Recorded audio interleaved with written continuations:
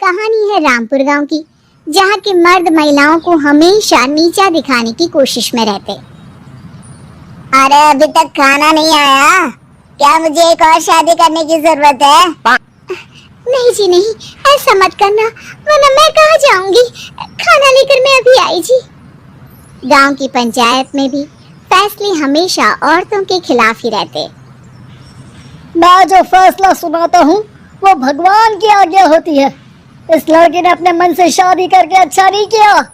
लड़के को घर भेज दो और इसकी शादी इसकी जाति की किसी लड़के से करवा दो, लेकिन ये लड़की, इसे तो गांव के बाहर निकाल दो। नहीं नहीं जमींदार साहब, ये क्या बोल रहे हैं? ऐसा नहीं हो सकता। मेरी बेटी मासूम है, इसे अच्छे बुरे की समझ नहीं है। अरे कहाँ जाएगी ये बेचारी? कहाँ जाएगी? इतनी चिंता है तो पूरे परिवार का गांव निकाला कर देते हैं। बेचारे पूरे बसे बसाए परिवार को गांव छोड़ना पड़ता है। चाहे जो हो, अगर बेटियों को कंट्रोल नहीं कर सकते तो गांव में रहने का कोई मतलब नहीं है। यहाँ औरतों को दब कर रहना होगा। कोई भी अपने हिसाब से कुछ नहीं कर सकता, सब ईश्वर की मर्जी से ही होगा। तभी गांव का एक आदमी दौड़ा दौड़ा आता है।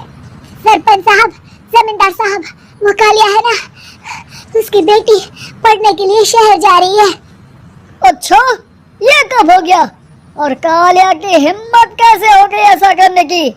लेकर आओ उसे और उसकी बेटी को। बस फिर क्या था, हाजिर हो जाते हैं कालिया और उसकी बेटी सरपंच के सामने। और कालिया, ये क्या सुनने में आ रहा है? बेटी को इंजीनियर बना रहा है तू? और ये बता, गांव में तो स्कूल नहीं है, फिर कहां से इतनी क्लास पास कर गई तेरी बेटी? राधा, जो कि कालिया की बेटी है, उसे लगता है कि सरपंच उसकी तारीफ कर रहे हैं। सरपंच जी, मैंने ऑनलाइन पढ़ाई की है, डिस्टेंस लर्निंग से। सभी में मैंने अच्छे नंबर पाए हैं, जिसे देखते हुए शहर की इंजीनियरिंग कॉलेज में मुझे स्कॉलरशिप मिली है। वाह जी वाह, क्या होती है ये? पहले तो ये बताओ, फिर आगे की बात करते हैं। पूरा गांव राधा की बात सुन रहा था और राधा बोलती जा रही थी। तो ऐसे मैं फ्री में एक अच्छी शिक्षा लेकर गांव में जो कुछ परेशानियां हैं, जैसे बिजली, पानी और इंटरनेट जैसी समस्याओं के लिए काम करूंगी। मैं गांव को शहर से जोड़ने के लिए पुल का निर्माण करवाने का प्रस्ताव रखूंगी। मुझे पूरी उम्मीद है कि जल्द ही हमारा गांव भी तरक्की की राह पर चल पड़ेगा। राधा की बात सुनकर सारे गांव वाले ताली बजाने लगते हैं। सरपंच को समझ नहीं आता कि वो क्या करे। चुप रह नादान लड़की, गांव के खिलाफ जाने के लिए तुझे गांव से बेदखल कर दिया जाएगा, वो भी पूरे परिवार के साथ। और हाँ, अगर ठीक से गांव में रहना चाहती है तो ये पढ़ाई लिखाई छोड़ दे। हम तेरे लिए गांव का कोई होनहार लड़का देखेंगे।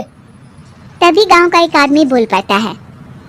अरे नहीं नहीं सरपंच जी, राधा बिटिया जो बता रही है, अगर वैसा हो जाए तो हम लोगों को पैसा कमाने के लिए बाहर नहीं जाना पड़ेगा। हाँ जी, और ना ही कोसों दूर पानी के लिए भटकना पड़ेगा। हमारे बच्चे भी अच्छी पढ़ाई कर सकेंगे और आगे बढ़ेंगे, ना कि हमारी तरह खेती करते बैठेंगे। क्यों गांव वालों, राधा बिटिया का साथ देना चाहिए ना। सरपंच देखता है कि गांव राधा के साथ है तो वो चुप हो जाता है। वो घर आकर अपने सलाहकार से बात करता है, जो बहुत ही चालाक किस्म का इंसान होता है। अरे सरपंच साहब, आपको बहुत ही होशियारी से काम लेना पड़ेगा। एक बार गांव तरक्की कर गया, यहाँ के बालक पढ़ लिए तो कोई ना पूछेगा आपको। और फिर ये जो बेटा और बेटी है ना आपके, इनको भी आम लोगों की तरह ही जीवन जीना होगा। हाँ, लेकिन करे तो क्या करे? वो ना आप मुझ पर छोड़ दीजिए, बस मैं जैसा बोलूं करते जाइए।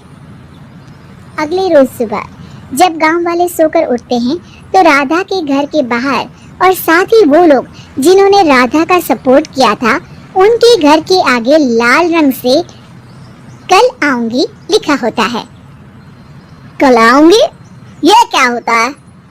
अरे ये तो खून से लिखा है, लगता है कोई भूत प्रेत या चुड़ैल का साया है। चलो सरपंच जी के पास चलते हैं। सभी सरपंच के पास जाकर उसे सारी बात बताते हैं। और ये तो बड़ी मुश्किल की बात है। चलो मैं एक बाबा को जानता हूँ, उन्हें बुला लेता हूँ। सरपंच बाबा को लेकर गांव के घर के बाहर जाता है। ओहो, तो ये वो चुड़ैल है जो उन लोगों को निशाना बनाते हैं जो गांव को बदलने का सपना देखते हैं। वो गांव को ऐसे ही संपन्न देखना चाहती है। वो नहीं चाहती कि कोई बाहरी यहाँ का कायाकल्प करे। क्या तुम लोगों में से किसी ने गांव को बदलने की सोच रखी है? तभी राधा की माँ रोते रोते आती है। मेरी राधा घर से गायब हो गई है। अरे कोई तो बचाओ, मेरी बच्ची कहाँ गई?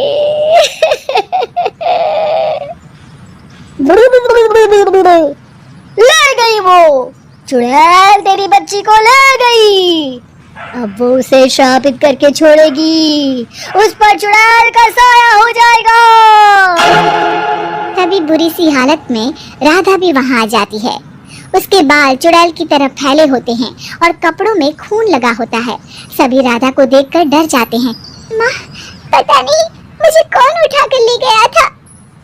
अरे दूर दूर हो जा चुड़ैल, अब हम लोग इस गांव में नहीं रुकेंगे। अरे कैसी बातें कर रहे हैं आप? कल तो आप मेरे भरोसे गांव का हुलिया बदलने, अपने बच्चों को पढ़ाने और तरक्की उन्नति की बात कर रहे थे, तो आज क्या हो गया आपको?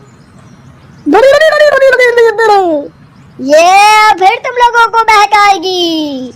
ये चुड़ैल गांव में आ चुकी है। ऐसे ही ये तुम्हारे घर के बच्चों को भी ले जाएगी। गांव वाले राधा को गांव से बाहर निकाल देते हैं। उसके माँ बाप रोते रहते हैं, लेकिन गांव वाले नहीं मानते। मैं भी अपनी बहन के साथ गांव के बाहर रहूंगा, लेकिन वो पढ़ाई नहीं छोड़ेगी। वहीं सरपंच के घर पर सलाहकार कहता है, देखा, सांप भी मर गया और लाठी भी नहीं टूटी।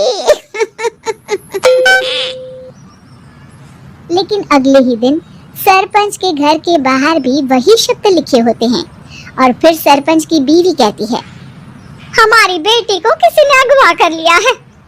तभी राधा का भाई वहां आ जाता है। अरे गांव वालों, मैंने सरपंच जी की बेटी को देखा था। वो चुड़ैल उसे उठाकर ले जा रही थी। अरे क्या मजाक कर रहे हो? नहीं नहीं सरपंच जी, आप नहीं जानते। वो चुड़ैल अब आपकी बेटी में आ जाएगी, जैसे राधा के अंदर आ गई थी। तभी सरपंच की बेटी वैसी ही हालत में वहां आती है जैसे राधा आई थी। पापा, पता नहीं कैसे मैं गायब हो गई थी। चुड़ैल, इसके अंदर भी चुड़ैल का साया है, मारो इसे।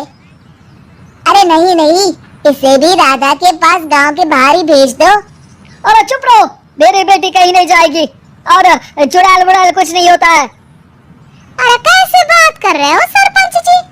आप तो बोल रहे थे कि आपका फैसला भगवान का ज्ञान होता है, तो अपने पर बात आई तो अब आप ऐसे बोल रहे हैं।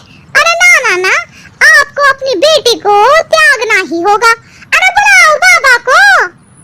राधा का भाई बाबा को ले आता है, जिसे अब गांव वालों के डर के कारण सच बोलना पड़ता है। मैं कोई बाबा नहीं हूँ, मैं तो मोची था। ये सलाहकार महोदय ने मुझे कहा था एक्टिंग करने को। वो मुझे पैसे देने वाले हैं। मुझे माफ कर दो। गलती हो गई, मुझे माफ कर दो। तभी वहाँ राधा आ जाती है। देखा सरपंच जी, जब गांव के बच्चे साक्षर होंगे तो आप जैसे लोगों की चालाकी नहीं चलेगी।